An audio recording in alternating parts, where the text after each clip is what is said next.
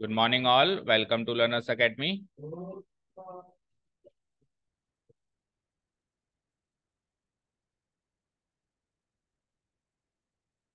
सो active passive की second class है आज और फर्स्ट क्लास में अपने बेसिक एक्टिव पैसिव कवर किए। दैट मींस जो हमने फर्स्ट क्लास में कवर किया that was all about declarative sentence.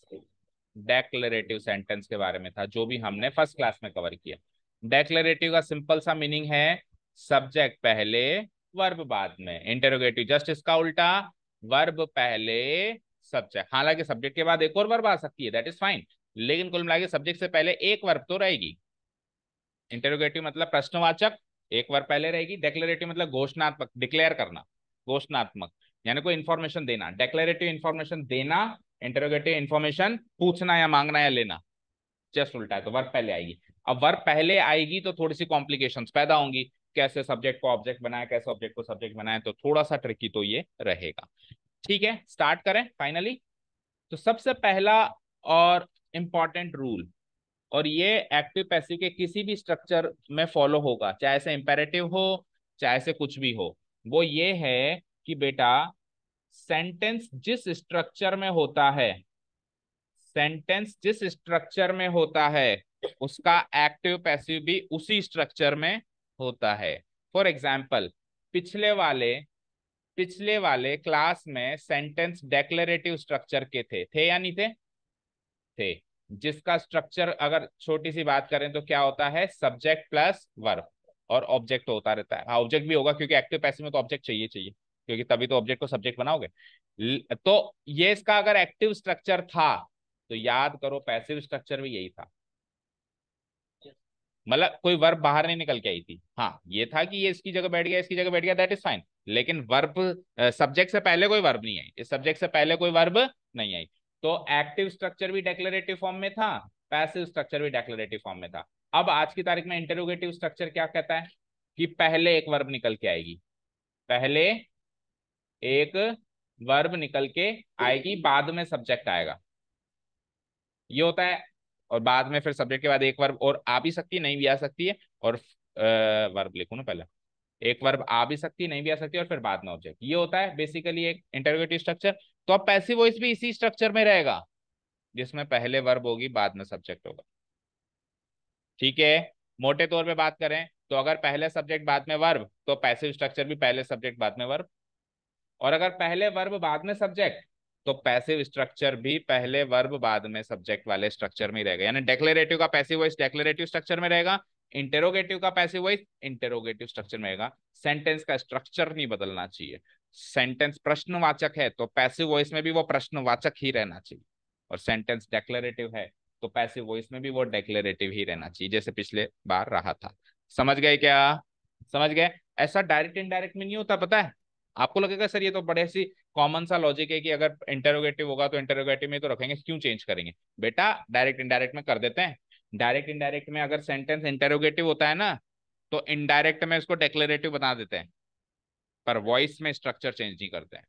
Speech में स्ट्रक्चर चेंज होता है। तो ये दो चीजें हैं, कई बार बच्चे मिक्स कर देते हैं इनका। याद रखना है स्पेसिफिकली, वॉइस में स्ट्रक्चर चेंज नहीं होगा, स्पीच में स्ट्रक्चर चेंज होगा। स्पीच में सेंटेंस किसी भी स्ट्रक्चर में हो, फाइनली वो डेक्लेरेटिव स्ट्रक्चर में होता है। वॉइस में सेंटेंस जिस भी स्ट्रक्चर में हो फाइनली भी उसी स्ट्रक्चर में होता है। ढूंढो अपनी जगह, बनाओ। जगह बनानी पड़ती है, पता है ना? और आप इसके लिए बनाओ जगह। कैसे ऐसे हाथ लगाने से बन जाती है कि उठो तीनों, थोड़ा आगे पीछे हो? मतलब वो लोग बनाए, मैं तो ना उठूं। ओके, चलिए आई, पढ़िए। जो भी मैंने रामायण कही उसने एक लाइन में खत्म की है। आवाज नहीं, हम इधर ध्यान दो। जो भी मैंने रामायण कही उसने एक लाइन में खत्म करी है, पढ़ो। यदि एक्टिव वॉइस का स्ट्रक्चर इंटेरोगेटिव है तो पैसिव वॉइस का स्ट्रक्चर भी इंटेरोगेटिव होगा। रुक जा एक मिनट, रुक जा रुक जा, खड़ा हो। ये वाली चेयर उधर थे, छोटी वाली चेयर इधर लो। गरिमा आपकी चेयर इधर दे दो, इस पे मत रखो। इधर रख दो, नहीं तो वॉशिंग मशीन में धुल जाएगी आपकी कॉपी। अभी छोटी चेयर यहाँ एडजस्ट करो, एक जने को अंदर बुलाओ, जल्दी करो। हाँ जी, दिख रहा है। हाँ, तो एक्टिव वॉइस का स्ट्रक्चर अगर इंटेरोगेटिव है तो पैसिव वॉइस का स्ट्रक्चर भी, अभी जो मैंने रामायण गई, जो राम कथा गई वही थी, ये सारी इंटेरोगेटिव ही रहेगा। ठीक है, फॉर एग्जाम्पल सेंटेंस स्टार्ट करते हैं हम। अच्छा जी, अब इंटेरोगेटिव सेंटेंस दो तरीके के होते हैं बेटा। इंटेरोगेटिव सेंटेंस भी कितने तरीके के होते हैं? दो। ये बात हमने पहले भी डिस्कस करी थी जब शुरुआत में। क्या प्रॉब्लम क्या है? मैं दोनों को बाहर निकाल दूंगा। जब हमने शुरुआत में ग्रामर स्टार्ट करी थी तो इंटेरोगेटिव सेंटेंस दो तरीके के होते हैं, ये हमने कवर किया था। एक होता है हेल्पिंग वर्ब वाले, और एक होता है डब्ल्यू एच वर्ड वाले। याद है? दोनों सेंटेंस में डिफरेंस बताए किसी को कि हेल्पिंग वर्ब वाले क्या होते हैं और डब्ल्यू एच वर्ड वाले क्या होते हैं? बोलो मौलिक, क्या डिफरेंस है? दो तरह के इंटेरोगेटिव सेंटेंस है, एक हेल्पिंग वर्ब वाले और एक डब्ल्यू एच वर्ड वाले, में क्या डिफरेंस है?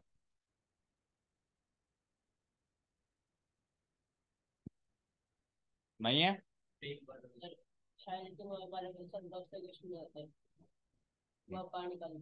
इसमें भी बार बाहर निकलेगी, इसमें भी बार बाहर निकलेगी, स्ट्रक्चर ही। हाँ, डब्ल्यू एच वर्ड के बाद भी सब्जेक्ट से पहले तो बार बाहर निकलेगी, स्ट्रक्चर तो वही है।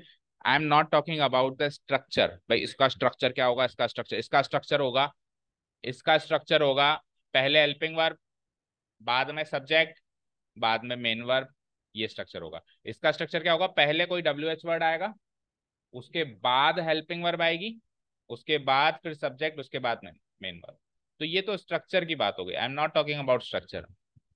मैं तो ये कह रहा हूं कि कोई भी सेंटेंस अगर हेल्पिंग वर्ब से चालू हो रहा है, इंटेरोगेटिव टाइप का, या डब्ल्यू एच वर्ड से चालू हो रहा है, तो उसके मीनिंग में क्या डिफरेंस रहता है?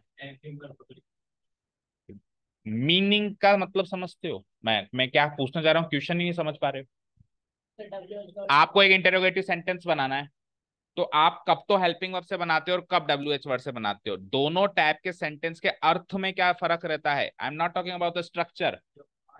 यस, ये पूछना चाह रहा हूं। जब आपको सवाल का जवाब हाँ या ना में चाहिए, तब आप हेल्पिंग वर्ब वाले सेंटेंस से, हेल्पिंग वर्ब का यूज करके इंटरोगेटिव सेंटेंस बनाते हो। और जब आपको जवाब हाँ या ना से ज्यादा कुछ और भी चाहिए, हाँ या ना से ज्यादा कुछ और भी आगे चाहिए, तब आप डब्ल्यू एच वर्ड से बनाते हो। जैसे मैंने कहा, is Ram going to Jaipur? क्या राम जयपुर जा रहा है? आपका आंसर होगा हाँ राम जयपुर जा रहा है, या ना राम जयपुर नहीं जा रहा है। अब मैंने इसके आगे डब्ल्यू एच वर्ड भी लगा दिया, when is Ram going to Jaipur? कब जा रहा है? तो अब हाँ या ना के परे हो गया आपका आंसर, स्कोप बढ़ गया। आंसर का स्कोप अब कुछ भी हो सकता है, मैं एक्सपेक्ट नहीं कर सकता। हेल्पिंग वर्ब से जो आंसर क्वेश्चन होगा उसका आंसर यस या नो होगा, मैं एक्सपेक्ट कर सकता हूँ आंसर या तो यस आएगा या फिर नो आएगा। लेकिन डब्ल्यू एच वर्ड से जो क्वेश्चन किए जाते हैं उनके आंसर का स्कोप विस्तृत होता है, कुछ भी आंसर आ सकता है। वेन से पूछा है तो कोई भी टाइम आ सकता है, वेयर से पूछा है तो कोई भी जगह आंसर निकल के आ सकती है, हाउ से पूछा है तो कोई भी एडवर्ब ऑफ मैनर आ सकता है, वाई से पूछा है तो कोई भी कारण आ सकता है। समझ गए? समझ गए क्या डिफरेंस? समझ गए? हेल्पिंग वर्ब से जो क्वेश्चन पूछेंगे उसका आंसर हाँ या ना, डब्ल्यू एच वर्ड से जो क्वेश्चन पूछेंगे उसका आंसर कुछ भी आ सकता है, हाँ या ना के परे है। समझ गए? तो सबसे पहले अपन हेल्पिंग वर्ब का स्ट्रक्चर वाला उठा रहे हैं सेंटेंस और उसके पैसिव वॉइस बनाना सीख रहे हैं। स्टार्ट करें। अब इजी टू डिफिकल्ट लेवल ये चलेगा, पहले इजी, फिर थोड़ा सा डिफिकल्ट, फिर थोड़ा सा डिफिकल्ट, फिर थोड़ा सा डिफिकल्ट, ऐसे करते करते अपन लेवल बढ़ाएंगे। तो पहला क्वेश्चन काफी आसान है। इज, अब देखो इसमें कोई स्पेसिफिक रूल्स नहीं है, वही सेम रूल्स हैं, सब्जेक्ट ऑब्जेक्ट ऑब्जेक्ट सब्जेक्ट। अच्छा, वर्ब चेंज करना मैंने आपको लास्ट क्लास में कहा था, सबको याद होना चाहिए, 12 टेंसेस के वर्ब चेंज करना याद है? क्योंकि वो याद नहीं है तो भूल जाओ, फिर इंटेरोगेटिव तो पूरी खोपड़ी के ऊपर जाएगा। ऐसे मान लो कि जैसे मैथ्स में ट्रिग्नोमेट्री होती है ना, वैसे ही इंग्लिश में उतनी डिफिकल्टी लेवल है। तो आपको पुराना याद नहीं है, पुराना याद नहीं है, पुराना क्या? सबसे मेन चीज यही है इसमें याद करने की। देखो, सब्जेक्ट ऑब्जेक्ट ऑब्जेक्ट सब्जेक्ट कोई भी बदल देगा, सबसे मेन चीज क्या याद होनी चाहिए? 12 टेंस के स्ट्रक्चर और उनके पैसिव स्ट्रक्चर, एक्टिव स्ट्रक्चर और पैसिव स्ट्रक्चर। एक्टिव स्ट्रक्चर तो जो अपन ने 12 टेंस के स्ट्रक्चर याद किए वो एक्टिव स्ट्रक्चर ही है, उनको फिर पैसिव में कैसे बदलते हैं वो पैसिव स्ट्रक्चर। तो मेन रूल तो क्या था कि जो भी मेन वर्ब है उसमें बी वर्ब को फिट कर दो और मेन वर्ब की थर्ड फॉर्म कर दो, ये तो मेन रूल था। लेकिन बार बार इस अप्रोच से सोचते हैं तो टाइम लगता है, तो आपको डायरेक्ट भी याद होना चाहिए। जैसे इज और वॉचिंग है तो किस में चेंज हो जाएगा? बींग और watched, is am are plus being plus watched में चेंज हो जाएगा। ये डायरेक्ट स्ट्रक्चर आपको याद होना चाहिए। तो याद है गरिमा? आपको याद नहीं था लास्ट टाइम? याद है? अभी करके आयो? 12 के स्ट्रक्चर आपको याद है? इधर याद है सबको? चलो, याद है? पढ़ के क्या, तू तो ऐसा लग रहा है कि बस नींद में से उठ के किसी ने धक्का मारा हो, मुंह भी नहीं धो के आया। नहीं धो के आया? बाहर जाके वॉशरूम में धो के आ जा। तेरे को देख के मुझे नींद आ रही है। मुझे नींद आ गई, ड्राइवर को नींद आ गई, तो गाड़ी कहाँ कौन सी खाई में गिरेगी पता ही नहीं है। वॉशरूम खुला हुआ है ये?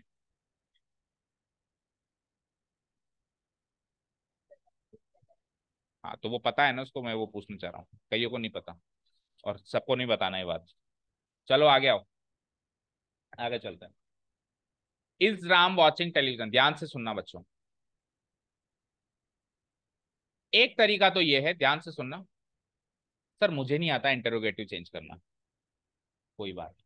तेरे को डेक्लेरेटिव तो आता है, तो उसको डेक्लेरेटिव बना दे। तो उस सेंटेंस को क्या बना दे? अब डेक्लेरेटिव इंटेरोगेटिव कन्वर्जन क्या कहता है कि हेल्पिंग वर्ब बाहर निकालो तो इंटेरोगेटिव, हेल्पिंग वर्ब अंदर भेज दो डेक्लेरेटिव। यही तो डिफरेंस है। तो मैंने क्या करा, इसका डेक्लेरेटिव स्ट्रक्चर बनाया। Ram is watching television. कोई डाउट है कि यहाँ तक बताओ? कोई भी डाउट है कि कृतिका, गरिमा? सर मुझे तो इंटेरोगेटिव आता ही नहीं है। कोई बात नहीं, मैंने डेक्लेरेटिव बना दिया, इसी का ही, उसी सेंटेंस का डेक्लेरेटिव स्ट्रक्चर में कन्वर्ट कर दिया। अब तेरे को डेक्लेरेटिव का पैसिव वॉइस बनाना आता है? डेक्लेरेटिव का पैसिव वॉइस बनाना तो आता है, ये तो सरल है, इससे भी मुश्किल मुश्किल बनाया हमने लास्ट क्लास में, डबल ऑब्जेक्ट के भी बना दिए। डेक्लेरेटिव का पैसिव स्ट्रक्चर आता है ना? बनाओ। Subject object, object subject, television ये आ गया। और राम क्या बन गया? बाय राम। इसकी जगह इज, और वॉच की जगह बी फिट करेंगे तो बीइंग, और वॉच की थर्ड फॉर्म वॉच्ड। कोई डाउट? कोई डाउट है क्या? थोड़ा क्लियर लिख देता हूँ, बीइंग वॉच्ड बाय राम। कोई डाउट नहीं है? एक मिनट रुक जा, पहले मेरे को खत्म करना। ये इसमें कोई डाउट नहीं है ना, यहाँ से यहाँ आते थे। हाँ बताओ। सर फर्स्ट वो इसे बार में पी लगाते हैं, आई टी लगा देते फिर, और बाद भर में पी लगाते हैं ना। बेटा 12 स्ट्रक्चर्स के आपको याद करने हैं, मैं बार बार एक ही क्लास में एक ही हर सेम गाना नहीं गाऊंगा। सर वो पी, वो इसे मार बाद भर, और वो तो आता है ना, उसके हाँ। बाद इसे मार, इसे इसकी जगह आएगा इधर, तो पी लगा देते हैं, है ना। और सेकंड में पी, पी होता है सेकंड। बीन कहाँ से आ रहे हो आप? बीन तो थर्ड फॉर्म होती है। सेकंड फॉर्म क्या होता किसकी? बी वर्ब की फर्स्ट फॉर्म होती है इज एम आर, है? सेकेंड फॉर्म होती है वॉज वर्ब, थर्ड फॉर्म होती है बीन। अब पूछो क्या पूछना चाह रहे हो। ठीक है। हाँ ये इसका पैसिव स्ट्रक्चर है। लेकिन सर ये पैसिव स्ट्रक्चर तो डेक्लेरेटिव है, ऊपर वाले रूल का वायलेशन हो गया है। तो ऊपर वाला रूल क्या कहता है, अगर एक्टिव वॉइस का स्ट्रक्चर इंटेरोगेटिव है तो पैसिव वॉइस का स्ट्रक्चर भी इंटेरोगेटिव होना चाहिए। कोई बात नहीं, इसका इंटेरोगेटिव स्ट्रक्चर बना दो। इसका इंटेरोगेटिव स्ट्रक्चर बनाऊंगा तो इसको वापस बाहर निकाल दूंगा। तो फाइनल आंसर आ गया मेरा पैसिव वॉइस में, इज टेलीविजन। इस बार आ गया तो क्या बचा? Being watched by Ram. सही है? गलत है, जब तक क्वेश्चन मार्क नहीं लगाएंगे तब तक सही नहीं है, क्योंकि इंटेरोगेटिव स्ट्रक्चर से फाइनली इंटेरोगेटिव स्ट्रक्चर ही चाहिए। तो ये है बिल्कुल एक एक सीढ़ी चलने वाला तरीका, बिल्कुल बच्चों वाला तरीका कि साहब हमको इंटेरोगेटिव आता ही नहीं है, तो हमने पहले उसको डेक्लेरेटिव में बदल दिया, डेक्लेरेटिव का पैसिव वॉइस कर दिया, पैसिव वॉइस का वापस इंटेरोगेटिव कर दिया। लेकिन ये मेथड से हम एग्जाम में नहीं उतर सकते है ना। एग्जाम में उतरने के लिए तो आपको यहां से यहां डायरेक्ट करना पड़ेगा। डोंट वरी, आज की क्लास में अगर आप 10-5 सेंटेंस इस तरीके से आते हो तो अगली क्लास में आप डायरेक्ट भी आ सकते हो। केवल और केवल प्रैक्टिस की जरूरत पड़ती है। 2-3 क्लास के बाद आप डायरेक्ट सोचोगे कि यार इज और वॉचिंग ही तो सोचना है। इज वॉचिंग किस में चेंज होगा? इज बीइंग वॉच्ड में चेंज होगा। इज बीइंग वॉच्ड में से इज बाहर रखो, बीइंग वॉच अंदर रखो, दैट्स इट। यही तो हुआ। आप इज और वॉचिंग को वर्ब मानते हुए इसका पैसिव स्ट्रक्चर बताओ क्या होगा? Is being watched. अब इंटेरोगेटिव स्ट्रक्चर है तो पहली बार बाहर, इज बाहर, बीइंग वॉच्ड अंदर। ठीक है, क्लियर? तो direct conversion and step by step conversion दोनों क्लियर हैं। तो अब मैं अगला सेंटेंस दे रहा हूं, उसको अभी कुछ शुरू के 4-5 सेंटेंस तो आप इस वाले एल्गोरिथम से चेंज करो। पहले उसको डेक्लेरेटिव बनाओ, फिर पैसिव बनाओ, फिर वापस इंटेरोगेटिव बनाओ, और उसके बाद फिर अब 4-5 सेंटेंस हो जाएं, उसके बाद फिर आप डायरेक्ट बनाओ। ठीक है? तो इसका आंसर तो हो चुका है, is television being watched by Ram. Second sentence, do you play chess, करो कोशिश, शुरू हो जाओ।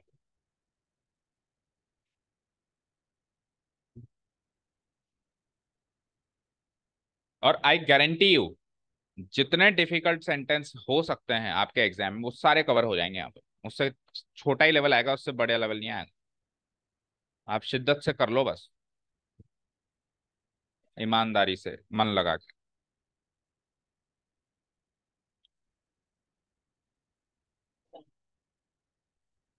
हम्म, हो गया।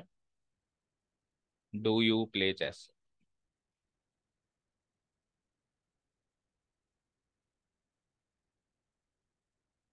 बैग को साइड में रख लो, आराम से करो। टेबल इस्तेमाल कर लो, टेबल इस्तेमाल कर ले, मेरे इस्तेमाल करने के लिए नहीं है, आप भी इस्तेमाल कर सकते हो।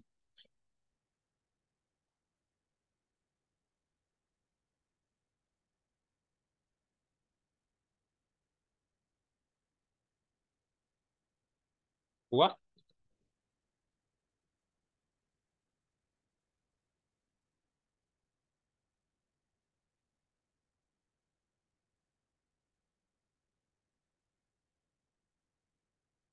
हो गया।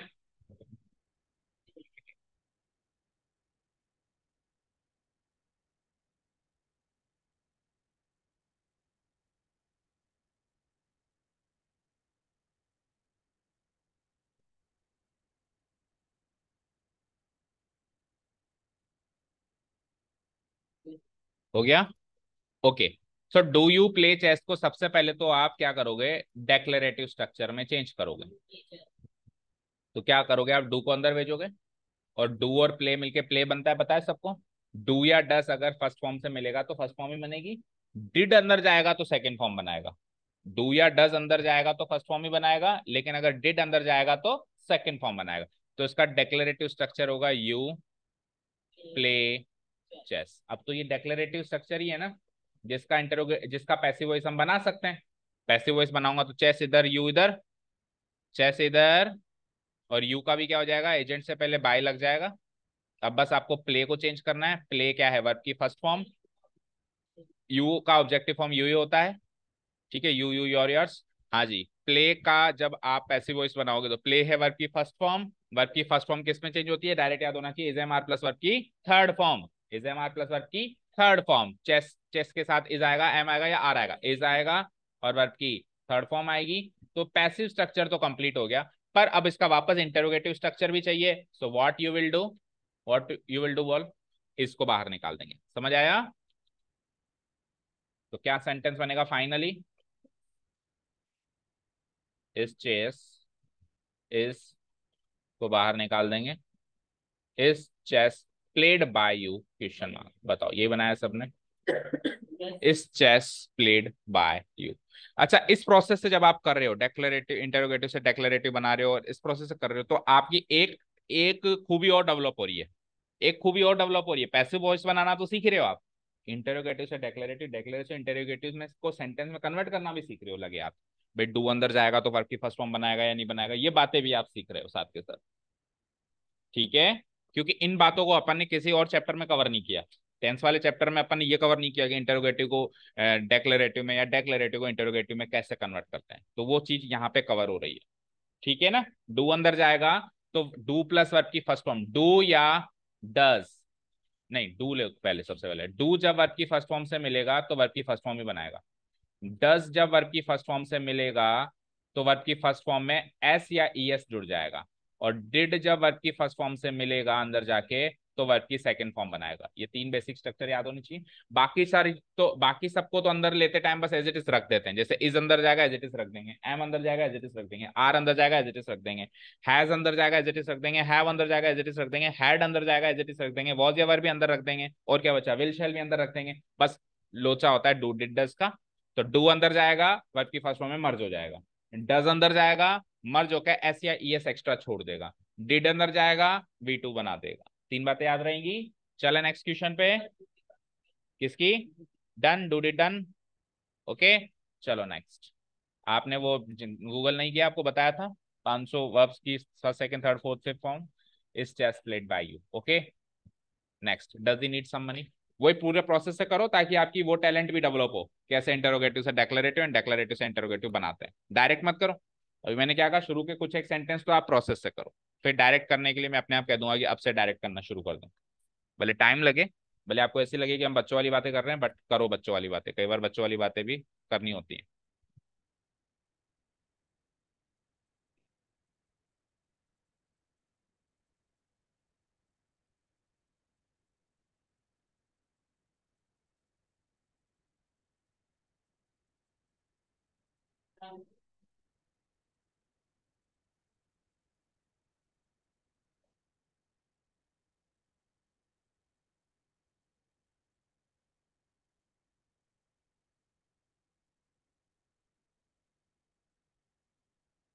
हुआ। Does he need some money हुआ।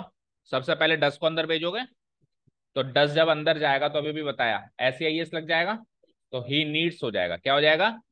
अब जैसे ही वो ही नीड्स हो जाएगा तो अब इसका पैसिव वॉइस बनाना हमारे लिए आसान है। सम मनी तो ऑब्जेक्ट है तो इधर आ जाएगा, आ गया। सम मनी इधर आ गया। ही सब्जेक्ट है तो ही की ऑब्जेक्टिव फॉर्म क्या होती है? हिम। तो बाय हिम आ जाएगा लास्ट में, आ जाएगा। और ये वर्ब की फर्स्ट फॉर्म किस में चेंज हो जाती है? Is am are plus verb की थर्ड फॉर्म। अभी अभी हमने बात करी। तो does money, some money, some money के हिसाब से इज आएगा, एम आएगा या आर आएगा? मनी इज अनकाउंटेबल, अभी सब्जेक्ट वर्ब एग्रीमेंट पिछला चैप्टर ही कवर किया है, अनकाउंटेबल के साथ सिंगुलर फॉर्म। और नीड की third form needed by him. और अब बस एक काम और करना है, इसको बाहर निकालना है, इसको क्वेश्चन बनाना है वापस, सही कह रहे हो, मतलब इंटरोगेटिव स्ट्रक्चर बनाना है। इसको बाहर निकालेंगे तो final answer is some money needed by him, last में क्वेश्चन मार्क। बोलो ये बनाया सबने? Is some money needed by him, is some money needed. ठीक है, समझ आया? चले नेक्स्ट सेंटेंसेस पे, सबके बनाओ। 5 सेंटेंस है, सारे के सारे हेल्पिंग वर्ब है। उसके बाद फिर सीधे चलते हैं डब्ल्यू एच वर्ड, इसके बाद फिर सीधे डब्ल्यू एच वर्ड। एक एक उठाते जाओ और करते जाओ। टाइप्ड, किसकी? किसकी पूछ रहे हो?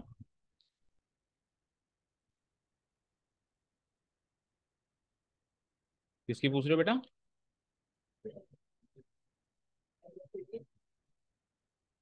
क्या? ये जिसकी पूछ रहा था वो बोला एग्जैक्टली मेरी। दिस थोड़ा ना चेंज होगा, वर्ब थोड़ना है दिस।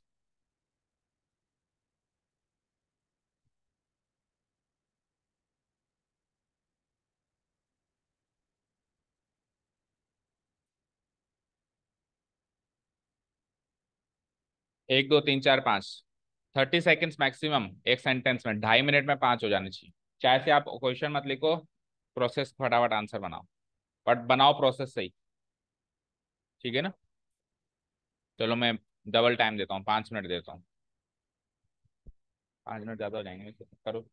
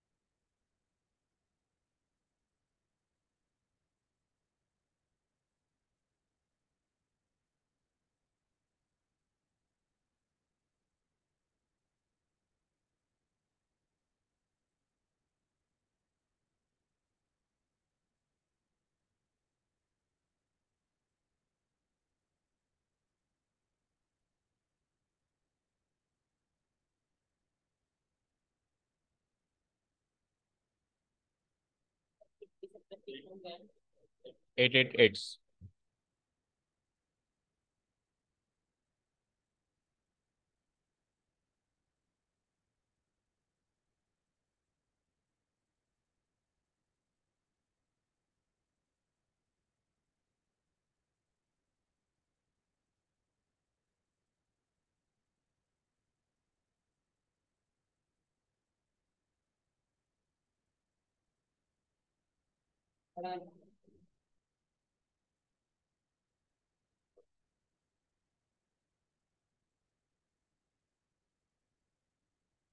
डांस करना है, सामने जाके खड़े होकर डांस कर अच्छे से।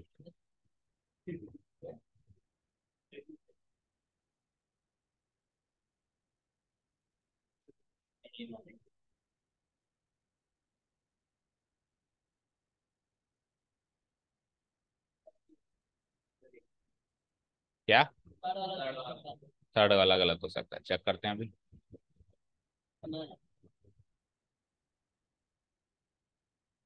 मत बजा।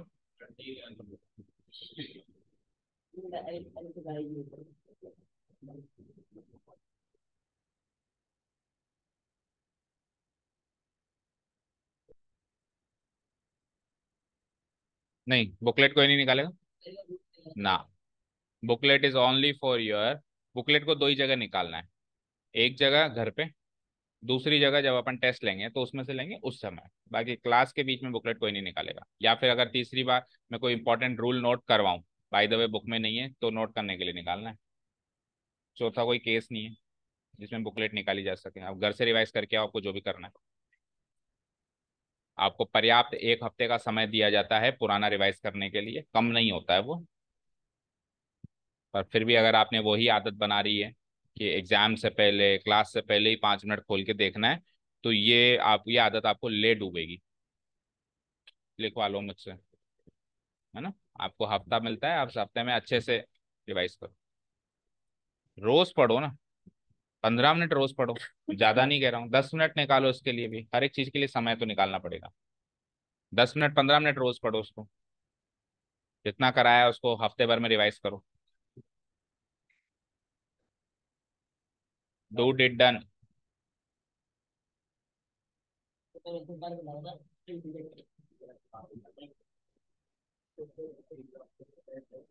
ओके, हो गए पांचों? हो गए? कृतिका हो गए पांचों?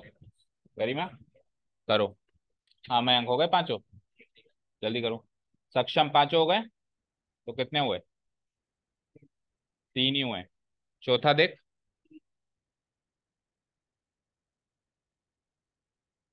मौलिक हो गए पांचों? छोड़ उसको, छोड़ उसको, करने दे। एग्जाम में तू आएगा बताने।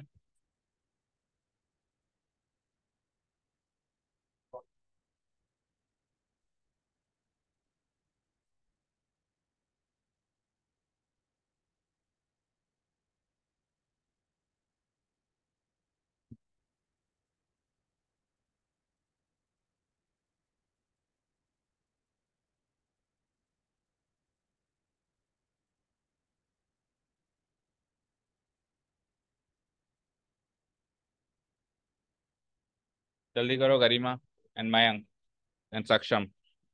स्पीड बढ़ाओ थोड़ी सी।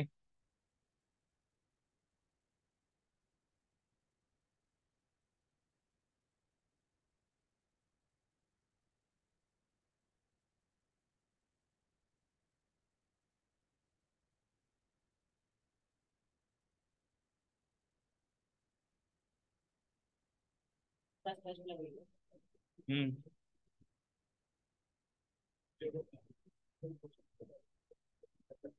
ओके चलो देखें। Did he type this letter? First of all हम क्या करेंगे, डिड को अंदर भेजेंगे। तो डिड प्लस टाइप मिलके इसकी सेकंड फॉर्म बनाता है। तो क्या बन जाता है? टाइप्ड बन जाता है। क्या बन जाता है? Typed this letter. एक काम करता हूं मैं, सबकी पहले वो बना देता हूँ, डेक्लरेटिव स्ट्रक्चर बना देता हूँ ना। वॉज को अंदर भेजेंगे तो सिंपली जॉन वॉज राइटिंग हो जाएगा, जॉन वॉज प्लेइंग हो जाएगा। जॉन वॉज प्लेइंग क्रिकेट, सबकी मैं डेक्लरेटिव स्ट्रक्चर बना देता हूँ एक बार। और इधर आओ, विल को अंदर भेजेंगे, simply you will help me. You will help me. ठीक है। डस जब डू के साथ जाएगा, अभी अभी बताया था, जब डस अंदर जाता है तो मेन वर्ब में एस आई एस जोड़ देता है, तो डू के साथ एस आई एस जोड़ेंगे तो डू भी क्या बन जाएगा, डस बन जाएगा। तो ही डज द असाइनमेंट, ये हो गई इसकी डेक्लरेटिव स्ट्रक्चर। असाइनमेंट मतलब कोई भी कार्य। डिड ही डू, अब डिड जब अंदर जाता है तो सेकंड फॉर्म बना देता है, तो डू की सेकंड फॉर्म अगेन डिड होती है, तो ही डिड इट। बोलो, ये डेक्लरेटिव स्ट्रक्चर बनाने में किसी को कोई डाउट हो तो बताओ। तो अब फिर इनका पैसिव फॉर्म बनाना सीखेंगे। पांचों सेंटेंस का डेक्लरेटिव स्ट्रक्चर क्लियर है सबको? किसी को कोई कंफ्यूजन, कोई डाउट ना? बोलो कृतिका, किसी का गलत बना है? सबका बनाना है। अब देखो, डिड ही डू इट का डेक्लरेटिव स्ट्रक्चर ये होता है, ये भी तो सीख रहे हो आप इस जरिए, एक्टिव पैसिव के जरिए, तो आपको प्रोसेस से करना है जो। हाँ बोलो। सर आपने बोला था ना कि लीड अंदर जाना है, सेकंड फॉर्म करना चाहिए। हाँ, तो डू की सेकंड फॉर्म डिड ही तो होती है। डू डिड डन, डू की सेकंड फॉर्म डिड ही होती है। डू डिड जब अंदर जाएगा तो सेकंड फॉर्म बनाएगा, तो जो भी अंदर बैठा होगा उसी की तो सेकंड फॉर्म बनाएगा, तो अंदर अगेन डू बैठा है, तो डू की सेकंड फॉर्म अगेन डिड होती है। ठीक है। डस जब अंदर जाएगा तो मेन वर्ब में एस या ई एस जोड़ देगा, तो एस या ई एस जब मैं डू में जोड़ूंगा तो अगेन डज ही बनेगा। समझ आया यहां तक? चलो, now let's do the passive structure form. So passive structure बना रहा हूं, देखना ध्यान से। दिस लेटर इधर, और ही का क्या हो जाएगा, हिज। ही की क्या होती है objective form, him. This letter, और ही की ऑब्जेक्टिव फॉर्म हो जाएगी बाय हिम। बाय तो लगेगा ही लगेगा, ही की ऑब्जेक्टिव फॉर्म हिम। आ जाओ, टाइप्ड को चेंज करना है, तो वर्ब की सेकंड फॉर्म किस में चेंज होती है, was were plus V three. Verb की सेकंड फॉर्म किस में चेंज होती है, was were plus V three.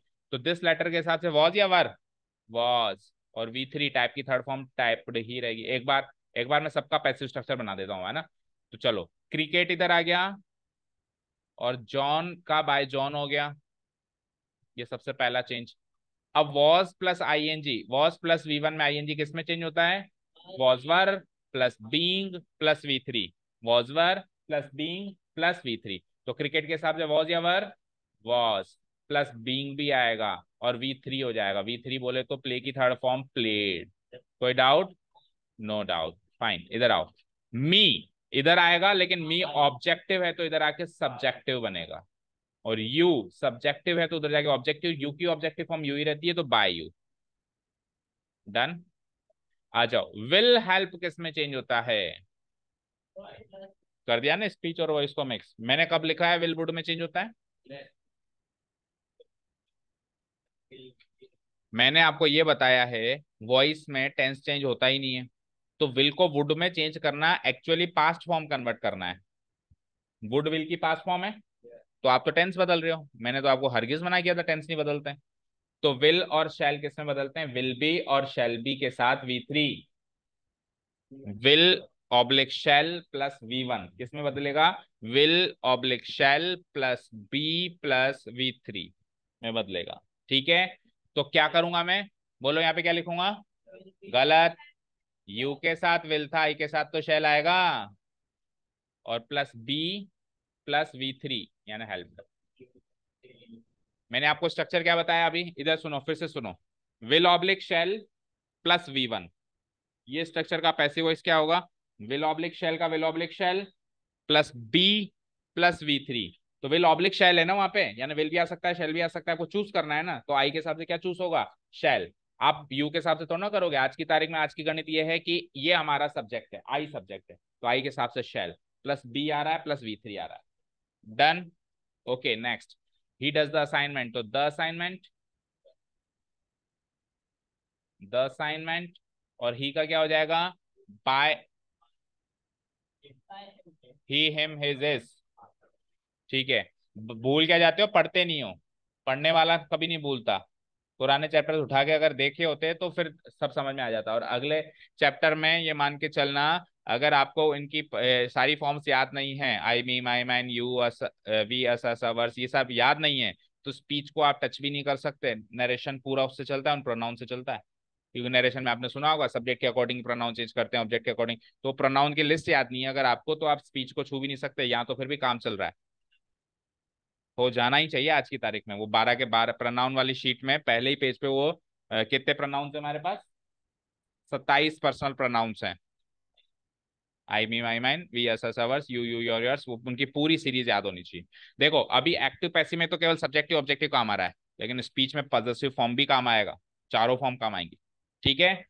The assignment, does यानी कि वर्ब की फर्स्ट फॉर्म, वर्ब की फर्स्ट फॉर्म किसमें चेंज होती है, is am are plus V3। तो असाइनमेंट के हिसाब से इज या एम या are, is plus V3, do की third form done, do did done.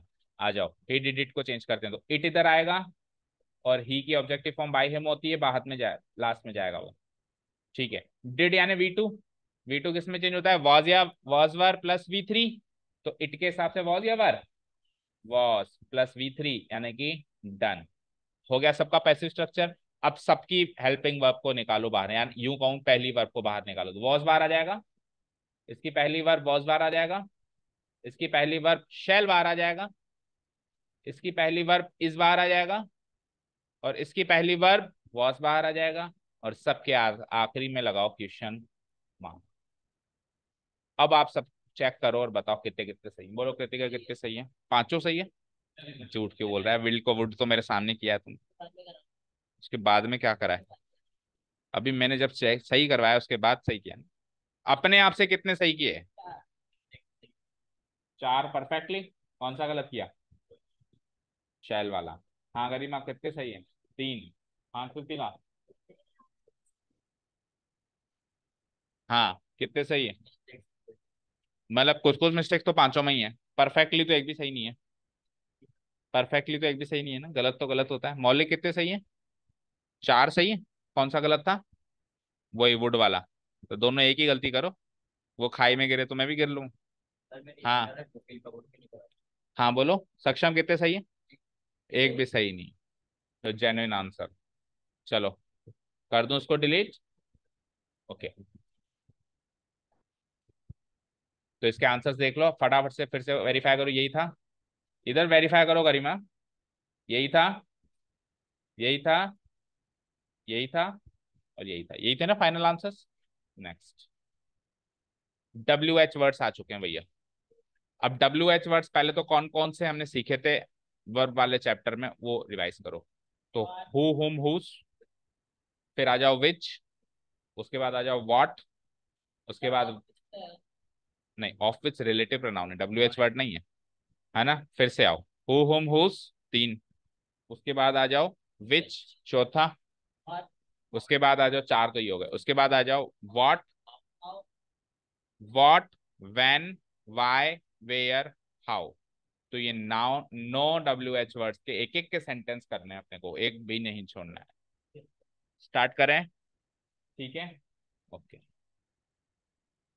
देख लो ये सारे कवर हो चुके हैं, कुछ एक रह भी गए होंगे, 1 2 3 4 5 6 7 8, एक कौन सा रह गया इसमें, हुज रह गया, हुज रह गया।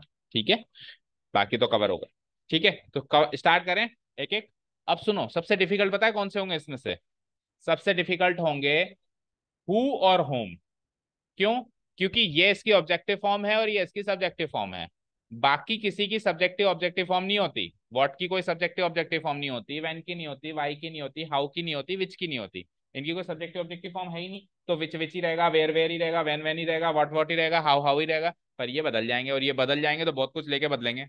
तो सबसे डिफिकल्ट कौन से होंगे, हु और होम वाले एक्टिव पैसिव, उसको हम बिल्कुल लास्ट में लेंगे, उसको हम बिल्कुल लास्ट, बिल्कुल सरल वाले पहले लेंगे। स्टार्ट करूं, ओके। सेंटेंस है, देखना फोकस करना। When did you commit the murder, आपने ये मर्डर करना कब कमिट किया, कमिट करने का मतलब क्या होता है, स्वीकार करना। आपने कब स्वीकारा ये मर्डर करना, मतलब कब आपने कबूल किया कि हाँ मैंने ये मर्डर किया। अब सुनो प्रोसेस से चलते हैं। तो प्रोसेस क्या कहता है, इंटेरोगेटिव को पहले डेक्लेरेटिव बनाओ, डेक्लेरेटिव का पैसिव वॉइस बनाओ, पैसिव वॉइस का वापस इंटेरोगेटिव बनाओ, बनाऊं डेक्लेरेटिव। अब डेक्लेरेटिव जब अपन बना रहे थे इतने पार्ट का, तब तो डिड को अंदर भेज रहे थे, लेकिन वेन का क्या करें, वेन का एक आंसर दे दो। वेन का आंसर क्या होता है, हमेशा एक टाइम। तो वेन का एक आंसर दे दो, कुछ भी आंसर दे दो, फिर जब नीचे वापस उस टाइम को वापस वेन में चेंज कर देना। अभी थोड़ी देर के लिए या फिर वेन को हटा दो, बिल्कुल हटा दो, ऐसा भी कर सकते हैं अपन, है ना? चलो एक बार अपन क्या करते हैं, वेन का आंसर देते हैं ना, पूरे प्रोसेस से कर आपको। आप 30 फरवरी, ओके चलो, तो वेन का आंसर बता, तेरा बर्थडे कब आता है, 13 अक्टूबर। सो डिड अंदर पहले यू लिखूंगा मैं, सब्जेक्ट, डिड जब अंदर जाएगा तो सेकंड फॉर्म बनाएगा, कमिटेड द मर्डर। अब ये जो अभी कन्वर्जन हुआ है वो इतने पार्ट का तो हो गया है, हो गया है, हो गया। अब वैन का आंसर देना है, ऑन 13 अक्टूबर। पंडित जी ने कहा था कि 13 अक्टूबर शुभ दिन है, तो उस दिन मर्डर वर्डर कर लेना आराम से। तो you committed the murder on 13 अक्टूबर। ठीक है, डन। अब इसका पैसिव वॉइस तो बना सकते हो, ये तो एक डेक्लेरेटिव स्ट्रक्चर है, इसका पैसिव वॉइस बनाना तो पिछली क्लास से सीखा है आपने। तो क्या करूंगा, द मर्डर आ जाएगा यहां, और यू हो जाएगा बाय यू, हो जाएगा। ठीक है, कमिटेड यानी वी टू, भाई यू का काम खत्म, द मर्डर का काम खत्म, कमिटेड को चेंज करो तो वी टू। वी टू किस में चेंज होता है, वॉज या वर प्लस वी3। तो ये मर्डर है, मर्डर। तो मर्डर के हिसाब से वॉज या वर, वॉज या वर में से वॉज, और वी3 यानी कमिटेड की थर्ड फॉर्म कमिटेड। और एडवर्ब में कोई चेंजेस नहीं आता, तो ऑन 13 अक्टूबर, ऑन 13 अक्टूबर ही रहेगा। डन। अब आप क्या करोगे, इसका वापस इंटरोगेटिव स्ट्रक्चर बनाओगे, उसके लिए क्या करेंगे, हम वॉज को इधर लगाएंगे। अच्छा, ऑन 13 अक्टूबर तो आपकी मनगढ़ंत कहानी थी, इसको हटाना पड़ेगा। तो जब वैन हटा था तो ऑन 13 अक्टूबर लगा था, तो जब ऑन 13 अक्टूबर लगेगा तो वापस वैन लगेगा, वो हटेगा तो ये वापस वैन लगेगा। आंसर आ चुका है, when was the murder committed bye you. बिल्कुल, WH वर्ड केवल और केवल हु और हुम चेंजेस होंगे, और वो भी किसी किसी में तो नहीं होंगे, मतलब हु और हुम का लोचा है वो बिल्कुल लास्ट में देखेंगे। बाकी किसी में भी WH वर्ड नहीं बदलेगा।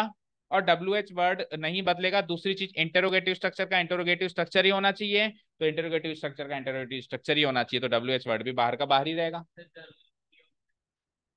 कौन, वो आप डायरेक्ट कुछ भी कर लो, मैं थोड़ा मना कर रहा हूँ, ये तो एक प्रोसेस बताया भाई आपको, वो चीज में दिक्कत आ रही है तो आपने कन्वर्ट किया, कन्वर्ट करके पैसिव बनाया, पैसिव को वापस कन्वर्ट किया। ऐसा कोई जरूरी नहीं है आपको 3 सेंटेंस थोड़ा बनाना है, एग्जाम में तो आपको फाइनल आंसर लिखना है ना। ठीक है। हाँ, तो कुल मिला के हुआ यही कि वैन को भूल के मैंने बना लिया एक बार, और जो बना उसमें वैन वापस लगा दिए, हुआ तो यही है। और हु और हुम को छोड़ दें तो बाकी सब में होगा यही, हु और हुम को छोड़ दें तो बाकी सब में होगा यही कि WH वर्ड को तो भूल जाओ, बचे हुए का बना दो। बचे हुए क्या बचा फिर, हेल्पिंग वर्ब वाला ही बच गया, ये जो पिछले सीट पे कर रहे थे अपन, हेल्पिंग वर्ब का बनाना आता ही है, और जो भी WH वर्ड है उसको कॉपी पेस्ट कर दो यहाँ पे। ठीक है, समझ आया क्या अच्छे से। So answer is when was the murder committed by. बनाइए, शुरू हो जाइए। Where did you hide the evidence, अब मर्डर तो कर लिया, सबूत कहाँ छुपाया, hid, hide hid hidden, HID hid, और थर्ड फॉर्म हिडन।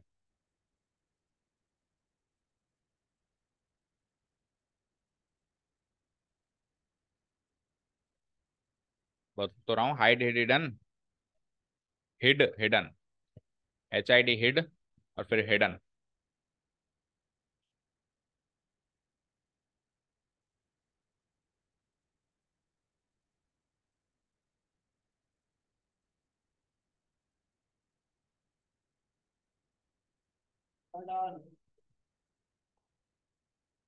हाइड की सेकंड फॉर्म है हिड, HID, और हाइड की थर्ड फॉर्म है हिडन। अब कोई नहीं पूछेगा, 4 बार तो बता दिया, हाइड, हिड, हिडन।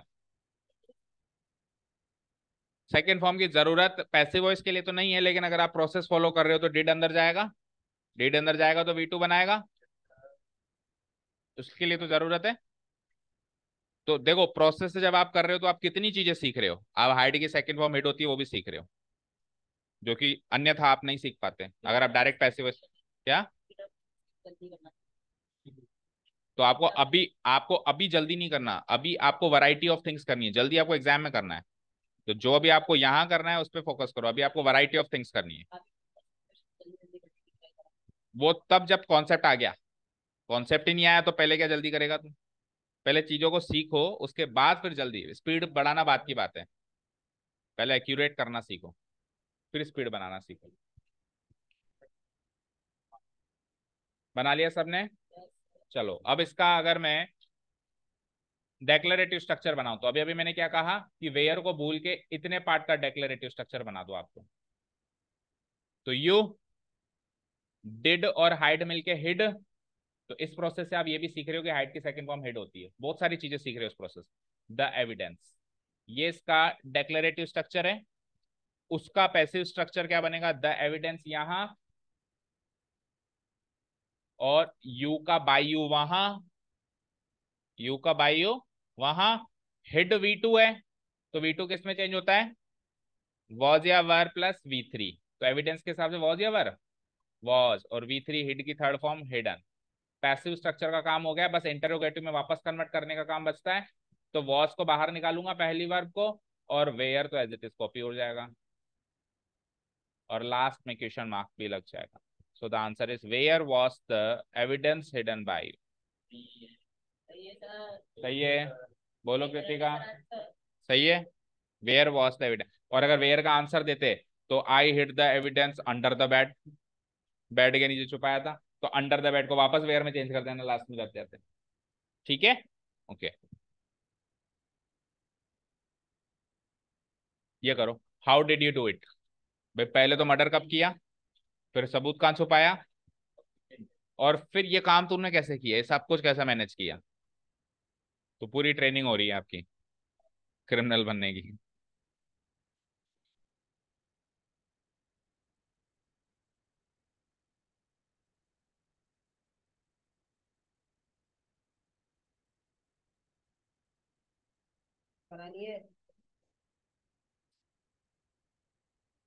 टाइम ज्यादा हो गया है क्या? टाइम क्या हुआ?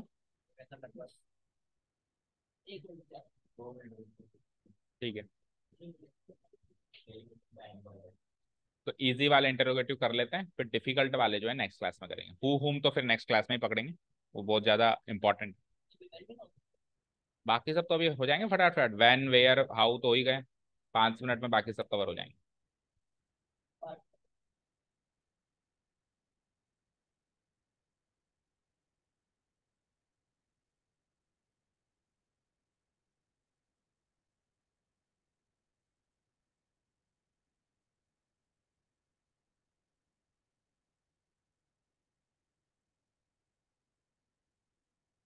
हुआ?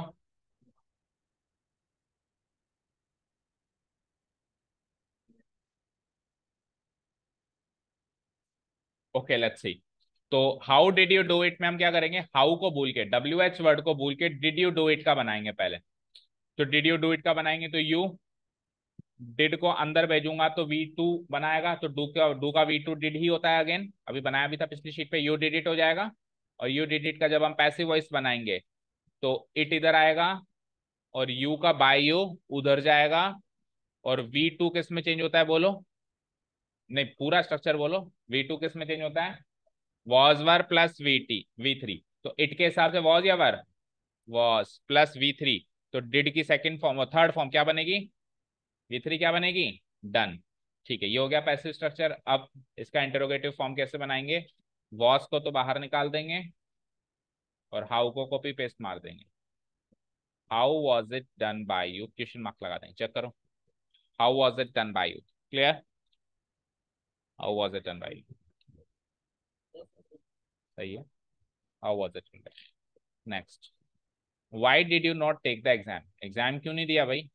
ये सब तो ठीक है, मर्डर कर लिया, एविडेंस छुपा लिया, कैसे किया, सब ठीक है, लेकिन एग्जाम तो देने जाता। तो मर्डर हो गया ना, अब एग्जाम तो दिया। चलो करो।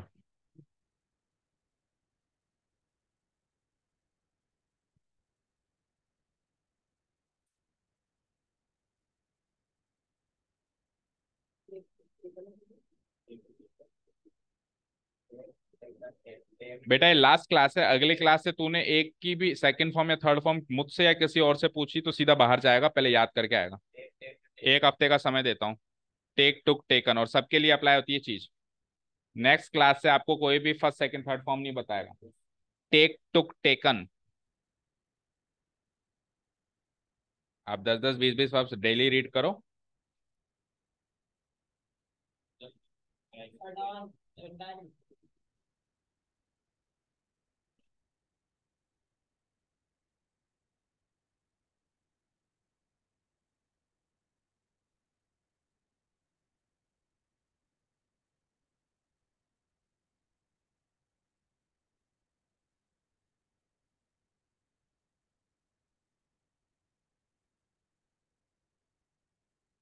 हो गया।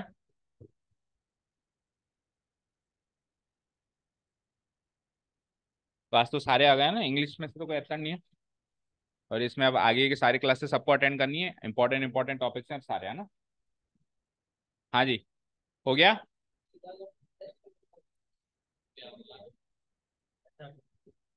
सुधाकर सर के टेस्ट पेपर में काम करता है। Why did you not take the exams. So देखो, सबसे पहले हम क्या करेंगे, वाई को भूल जाएंगे और यहां से सेंटेंस को कंसीडर करते हुए हम इसकी डेक्लेरेटिव स्ट्रक्चर बनाएंगे। देखो इधर डेक्लेरेटिव स्ट्रक्चर कैसे बनेगा, यू। अब इधर ध्यान दो, यू जब डिड अंदर जाता था तो टेक के टेक, डिड और टेक मिलके टुक बना देता था। सबने बनाया है, सबने बनाया है, बनाया सबने, सबने गलत बनाया। बेटा नेगेटिव सेंटेंस में ऐसा कुछ नहीं होता। नेगेटिव सेंटेंस का स्ट्रक्चर क्या होता है, डिड नॉट टेक। अगर पॉजिटिव स्ट्रक्चर होता तब डिड और टेक मिलके टुक बन जाता, लेकिन स्ट्रक्चर कैसा है, नेगेटिव है। तो नेगेटिव में डिड बस अंदर जाके प्लेस हो जाएगा, you did not take, you did not take the exam. Negative structure में डिड डू डस तीनों के तीनों बस अंदर जाके प्लेस हो जाते हैं, ना किसी के साथ मर्ज होते हैं, ना किसी के साथ ऐसे यस बनाते हैं, ना वर्ब की सेकंड फॉर्म में कन्वर्ट हो जाते हैं। ठीक है, क्लियर। ठीक है। अब हम क्या करेंगे, इसका पैसिव स्ट्रक्चर बनाएंगे। द एग्जाम्स इधर और यू का बाय यू उधर। हो गया ये काम। ठीक है। अब क्या बचा, डिड नॉट टेक। कौन सा टेंस है ये, कौन सा टेंस है, did not, simple past tense. Simple past tense का पैसिव स्ट्रक्चर क्या होता है, पहले टेंस पहचान लो। सिंपल पास्ट टेंस, उसका पैसिव स्ट्रक्चर क्या होता है, was were plus V three. लेकिन नेगेटिव है तो नेगेटिव फॉर्म में बताओ, वॉज या were plus not plus V three. Positive structure क्या होता है, was were plus V three. लेकिन ये सेंटेंस नेगेटिव है ना, तो नॉट ही रहेगा ना, वो थोड़ा ना बदल जाएगा। तो वो एग्जाम्स के हिसाब से वॉज या वर, क्या हमेशा ही सिंगुलर सेलेक्ट होगा क्या, वर आएगा, सबका गलत। ठीक है। एग्जाम्स के हिसाब से वॉज या वर में से क्या सेलेक्ट होगा, वर सेलेक्ट होगा। और नॉट भी लगेगा क्योंकि नेगेटिव है, और उसके बाद वी थ्री लगेगा, वर नॉट टेकन। अब पैसिव स्ट्रक्चर जब हम बनाएंगे तो वर बाहर आएगा और वाई एज इट इज आ जाएगा, और क्वेश्चन मार्क तो ऑब्वियसली लगना ही है। So the final answer is why were the exams not taken by you. तुमने एग्जाम्स क्यों नहीं दिए, तुम्हारे द्वारा एग्जाम्स क्यों नहीं दिए गए। ये इसका कर्मवाच्य का सेंटेंस है, कृतवाच्य से कर्मवाच्य। ठीक है, कर दूं डिलीट। अब कितने हमारे कवर हुए इसमें बताओ, व्हेन कवर हुआ, वेयर हो गया, वाई और हाउ। हाउ क्या बचता है अब ये बताओ, हाउ। तो अब हु और होम को तो लेना ही नहीं अभी, अब इसके अलावा क्या बचता है, वॉट और विच के भी देख लो फटाफट, वॉट और विच के देखो, ताकि हु और होम फिर हम नेक्स्ट क्लास के लिए छोड़ेंगे। आ जाओ नेक्स्ट शीट पे। विच आ गया, which colour do you like, फटाफट से करो sir, which colour do you like.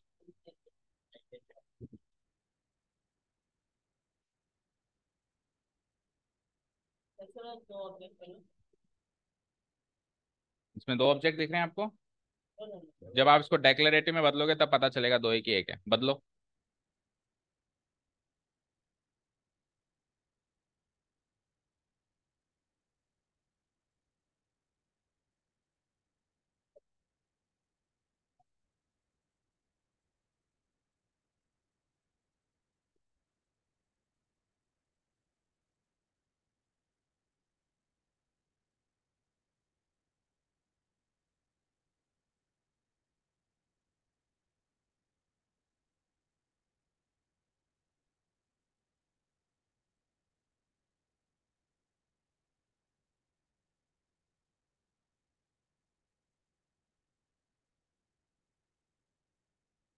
करो जल्दी करो।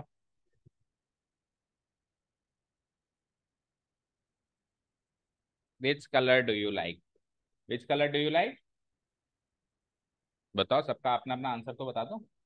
ब्लैक, सेम पिंच, बोलो। रेड, तो कोई कलर नहीं है पसंद? ट्रांसपेरेंट। कलरलेस। ओके। पर्पल, पल बताओ आप। अपनाम नहीं तेरा, मेरा तो अलग है। यहाँ पे जॉइंट अकाउंट नहीं है। Green, okay very good, greenery पसंद करते हो, हाँ सक्षम। डार्क ब्लू, ये बड़ा स्पेसिफिक है, ब्लू में भी डार्क वाला वेरिएशन चाहिए इसका। डार्क ब्लू, हाँ। ब्लैक एंड व्हाइट, ये तो कॉम्बिनेशन हो गया, मैं तो कलर पूछ रहा हूँ। कलर तो एक ही होगा, तो ब्लैक या व्हाइट दोनों ही है। हाँ। मौलिक कौन सा कलर पसंद? रेड। कौन सा रेड? ब्लड रेड या हल्का रेड या रेडिश रेड? बहुत सारे रेड आजकल वेरिएशन आते हैं ना, बहुत सारे। गर्ल्स से पूछो, इनको पता होगा। ये जब कुछ लेने जाती हैं तो पूछता है कौन सा रेड दूं, ब्लड रेड या ये रेड या वो रेड। चलो, which color do you like? This is the sentence which we are supposed to convert it into passive voice. Let's do it.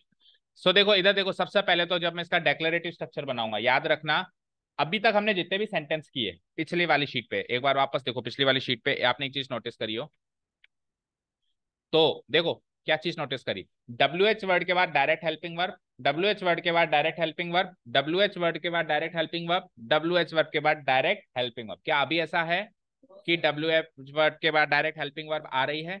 एक कलर, एक वर्ड है बीच में जो फंसा हुआ है, ठीक है?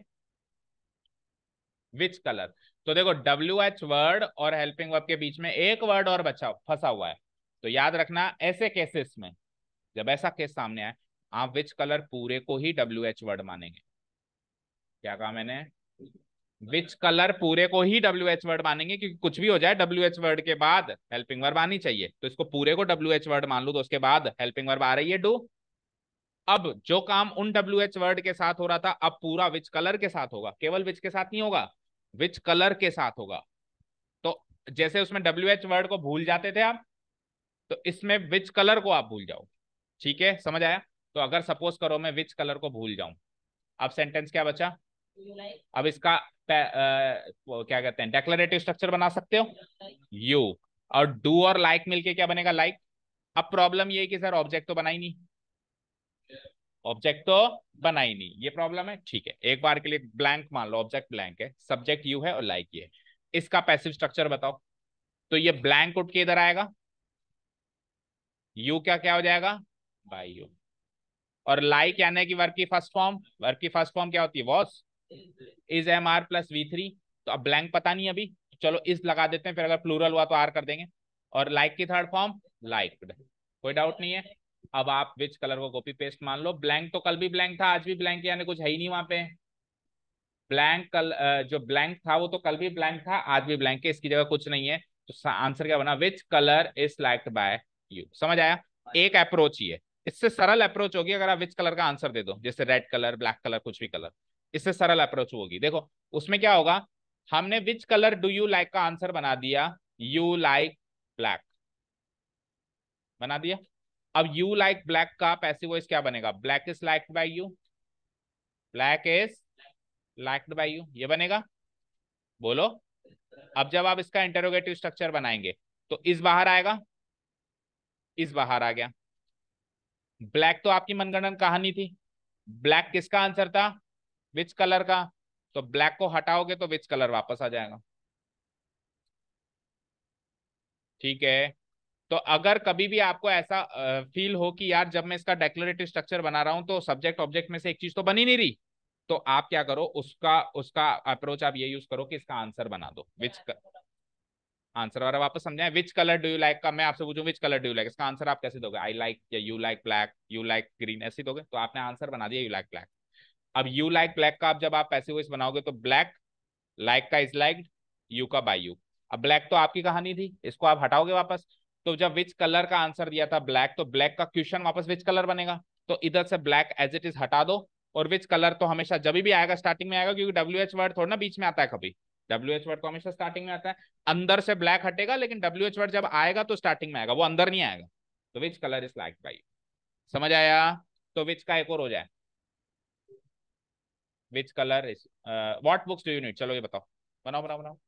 What books do you need, जल्दी बताओ। उसी रेंज का है, कौन सी मतलब सीरीज का है ये, कि डब्ल्यू एच वर्ड के बाद हेल्पिंग वर्ब, नहीं आ रहा, बीच में एक शब्द आ रहा है, इसमें भी डब्ल्यू एच वर्ड के बाद हेल्पिंग वर्ब नहीं आ रहा, बीच में एक शब्द आ रहा है, उसी सीरीज का ये।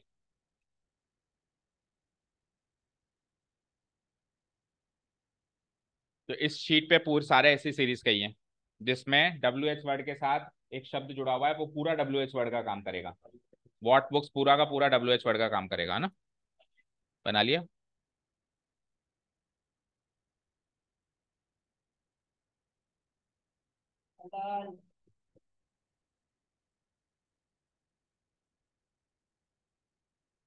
बना लिया। बोलो आंसर बना के बनाया, वॉट बुक्स का आंसर बना के बनाया या डायरेक्ट अप्रोच से किए? दोनों से कर लिया। बनेगा तो एक ही, आपको किससे समझ में आ रहा है? करूं कन्वर्ट? देखो, देखो इधर देखो, what books do you need का बनाते हैं हम। तो क्या हो जाएगा देखो, व्हाट बुक्स को पूरा डब्ल्यू एच वर्ड की तरह ट्रीट करना है, तो डू यू नीड का बनाएंगे हम। तो डू यू नीड का पहले डेक्लेरेटिव स्ट्रक्चर अगर मैं बनाऊं, तो यू और डू प्लस नीड मिलके नीड ही बनेगा। सर ऑब्जेक्ट नहीं बना, ब्लैंक बना दो। अब पैसिव वॉइस बनाएंगे तो ब्लैंक इधर आएगा। नीड का क्या होगा? Is am are plus needed. तो इज एम आर के हिसाब से अभी हाल फिलहाल के लिए इस रख देते हैं, पर याद रखना है बदल भी सकता है, आर भी हो सकता है ना, और आर होगा क्योंकि बुक्स है। चलो हाल फिलहाल के लिए इस रखते हैं क्योंकि हमको थोड़ा सपने आ रहे हैं। इज नीडेड, एंड यू का क्या हो जाएगा? By you. और जो डब्ल्यू एच वर्ड है वो तो as it is copy paste होता है, और शुरू में ही कॉपी पेस्ट होता है, अंदर भी नहीं जाता, वो तो बाहर ही रहता है। व्हाट बुक्स, अब ब्लैंक तो कुछ है ही नहीं ना, तो बुक्स के बाद इज आ रहा है। तो सब्जेक्ट वर्ब एग्रीमेंट अभी अभी हमने चैप्टर पढ़ा है कि वर्ब से पहले वाले से चलती है हमेशा, जो भी वर्ब होती है। तो बुक्स के हिसाब से इज नहीं आएगा, are. What books are needed by you, question mark. सही है, correct. What books are needed by you. Next देखो, how much fruit do you, पूरी करो ये sheet. How much fruit do you eat daily, बाकी के भी देख लो, बस ये तीन ही है शायद। हाँ, how much fruit do you eat daily, देखो देखो इसको करो फिर देखते हैं।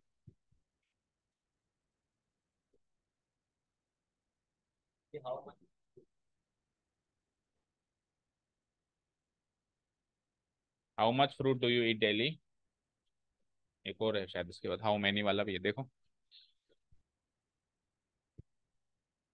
तो अब हाउ मच फ्रूट पूरे को डब्ल्यू एच वर्ड मानना, जैसे उसमें विच कलर को पूरे को डब्ल्यू एच वर्ड माना, इसमें वॉट बुक्स को पूरे को डब्ल्यू एच वर्ड माना, तो अब हाउ मच फ्रूट को पूरे को डब्ल्यू एच वर्ड मानना है।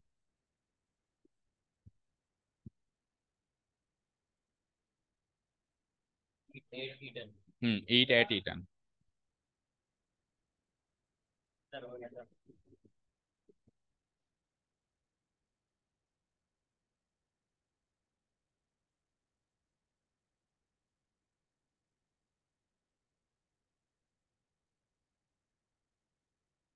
तो फील हो रहा होगा आपको, धीरे धीरे लेवल बढ़ रहा है, आहिस्ता आहिस्ता। अब इजी लग रहा है तेरे को, और पहले डिफिकल्ट लग रहा था शुरू के क्वेश्चन में।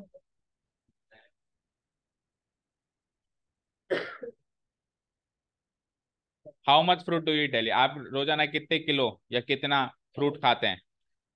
तो या तो आंसर दे दो, हाउ मच फ्रूट का, 1 kg फ्रूट, या 2 kg फ्रूट, और फिर वापस 1 kg फ्रूट को हाउ मच फ्रूट में कन्वर्ट कर देना।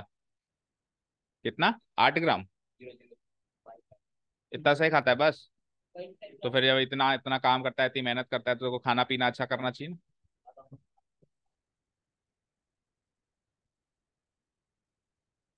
वैसे डॉक्टर्स कहते हैं खाने से ज्यादा फ्रूट खाना चाहिए, मतलब जो खाना खाते हैं हम, मील्स से ज्यादा फ्रूट का सेवन करना चाहिए। क्योंकि कारण ये है कि क्योंकि मील्स हम पका के खाते हैं, और पकाने में बहुत सारे उसकी जो इंग्रेडिएंट्स हैं वो खत्म हो जाते हैं, खत्म हो जाते हैं। और फ्रूट अपन पका के नहीं खाते, एज इट इज खाते हैं, तो जब अपन एज इट इज खाते हैं तो वो इंग्रेडिएंट्स कायम रहते हैं। बिना पकाए खा सकते हो तो बेस्ट है, पर कोई खा नहीं सकता ना उसको। खा ले लौकी बिना पकाए। चलो देखो, आ जाओ। आटा तो आटा ही एक तरीके से नुकसानदायक है, ज्यादा सेवन करें तो। चावल उससे ज्यादा है। आटा होना चाहिए बेजड़ का आटा। बेजड़ का आटा होता है, बेजड़ का आटा, मिक्स ग्रेन व्हीट। वो बहुत बेकार लगता है, सबसे ज्यादा हेल्दी वही होता है। चलो आओ। तो हाउ मच फ्रूट पूरा का पूरा डब्ल्यू एच वर्ड की तरह ट्रीट होगा, क्योंकि इसके बाद में डायरेक्ट हेल्पिंग वर्ब चाहिए। ठीक है, जब मैं बताना शुरू कर दूं तो आप आपकी बताने जो भी चीजें बता रहे हो उसको बंद कर दिया करो। हाउ मच फ्रूट पूरा WH वर्ड की तरह ट्रीट होगा, क्योंकि इसके डायरेक्ट बाद में अपने को हेल्पिंग वर्ब चाहिए। तो अब आप हाउ मच फ्रूट को भूल के केवल डू यू ईट डेली को कन्वर्ट करोगे। तो पहले आप इसका डेक्लेरेटिव स्ट्रक्चर बनाओगे, डू प्लस ईट, ईट ही रहेगा, यू ईट, और ऑब्जेक्ट नहीं। अब डेली को कौन कौन है जो ऑब्जेक्ट मान के बैठा है, डेली तो एडवर्ब है, यहाँ पे ऑब्जेक्ट ब्लैंक है, डेली तो एडवर्ब है। डेली कोई व्यक्ति या वस्तु है क्या, डेली तो समय की जानकारी है, जो समय की जानकारी हो, जगह की जानकारी दो या मैनर की जानकारी, वो एडवर्ब होता है। तो ब्लैंक आएगा यहाँ पे ऑब्जेक्ट, ब्लैंक इधर आ जाएगा, यू का बाई हो जाएगा, और एडवर्ब में कोई चेंज होता ही नहीं एक्टिव पैसिव में, तो डेली का डेली। और ईट का क्या होगा, is MR plus third form, तो इज ईटन। ठीक है, WH वर्ड अपनी जगह सेम, तो how much fruit, how much fruit, और ब्लैंक तो कुछ है ही नहीं, how much fruit is eaten by your daily question mark. ये बनाया सबने, yes sir. How much fruit, तो मैं अब करेक्ट बन रहे हैं ये कर। Fruit is an uncountable noun, uncountable noun के साथ हमेशा सिंगुलर आता है। अब ये वॉट वाला बनाओ।